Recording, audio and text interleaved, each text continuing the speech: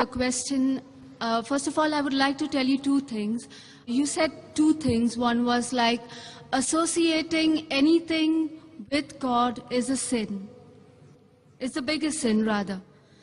The second thing you said, that the form of prayer is that the Muslims follow, is that you put your forehead down and it humbles yourself.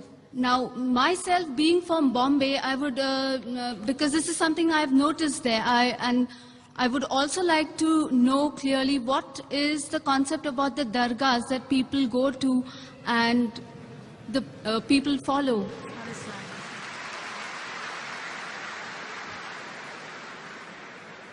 The sister asked a very good question.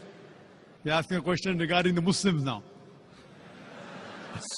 And it's a very intelligent question. She says that in Islam, if associating partners with God is the biggest sin, and the best form of worship is to prostrate, then what happens in dargahs? People go to dargah and they prostrate. So is it right or is it wrong is the basic question. Sister, I do agree with you. You have understood my lecture very clearly and very correctly, that associating partners with God, anyone does, it is wrong. Whether he calls himself a Muslim or non-Muslim, whether he calls himself John, Abdullah, Zakir, Muhammad, anyone who associates partners with God, he is doing the biggest sin.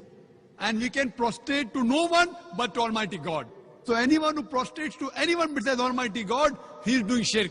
He is associating partners with God. So if any human being goes to any grave and he prostrates to that grave and he worships that grave, he is doing the biggest sin, irrespective whether he calls himself a Muslim or non-Muslim. That most celebrities admit to depending on, apart from their hard work, then it is divine intervention.